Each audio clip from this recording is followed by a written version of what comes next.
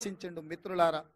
కృష్ణ ఎట్లా పరవళ్ళు తొక్కి మన ప్రాంతానికి వచ్చిందో రాహుల్ గాంధీ గారు కూడా అదే విధంగా మన ప్రాంతంలో పాదయాత్ర చేసిండు. మరి మీ బిడ్డని ఇవాళ ముఖ్యమంత్రిని చేస్తే మనం రుణం తీర్చుకునే బాధ్యత లేదా అని నేను అడుగుతున్నా.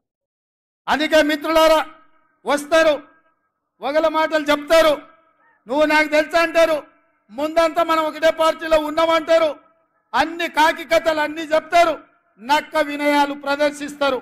వాళ్ళ పేర్లు నేను చెప్పాల్సిన పని లేదు. మొన్నటి వరకు దొరల గడీలు బద్దలు కొడతామన్న మా మిత్రుడు మాదిగల వర్గీకరణకు అసెంబ్లీలో కొట్లాడితే నన్ను తమ్ముడు సంపత్ కుమార్ని అసెంబ్లీ నుంచి సస్పెండ్ చేసినోడు ఆ చంద్రశేఖరరావు. అట్లాంటి పక్కన మా మిత్రుడు ప్రవీణ్ కుమార్ పోయి చేరడము మన పాలమూరు ఆత్మగౌరవానికి మంచిదా? మీరు ఆలోచన చేయండి. అందుకే మా పెద్దలు దామన్నను ఏబిసిడి వర్గీకరణ మీద ఢిల్లీకి వెళ్ళు, సుప్రీంకోర్టులో మాట్లాడు, పెద్ద పెద్ద ఉద్దండుల్ని న్యాయవాదులను పెట్టు, వర్గీకరణ చేసే బాధ్యత మనది.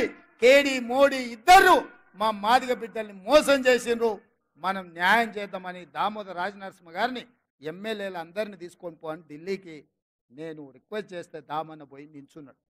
అందుకే మిత్రులారా, ఇవాళ ఒక్కొక్క సమస్యను ఒక్కొక్క చిక్కుముడిని విప్పుకుంటా మీ ఆశీర్వాదంతో ముందుకెళ్తున్నా.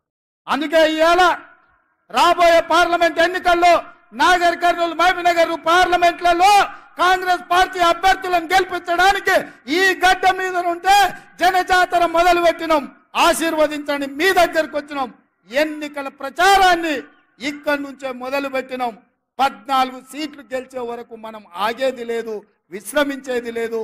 ఆ కొనన నేను అడిగిన ముందాడ లైట్లు ఎందుకే లేదా వంశీ అని, ఏమన్నా కొంతమంది భయపెట్టిరు, అన్ని లైట్లు అయితే మంది రాకపోతే ఎట్లా అని నేనన్నా.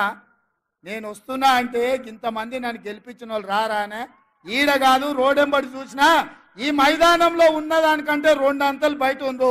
కేసీఆర్ మీటింగ్లో మన దగ్గర పల్లి బఠానీలు అమ్ముకునే వాళ్ళు అంతా కూడా లేరు. మన నల్లగొండలో మీటింగ్ పెట్టే కేసీఆర్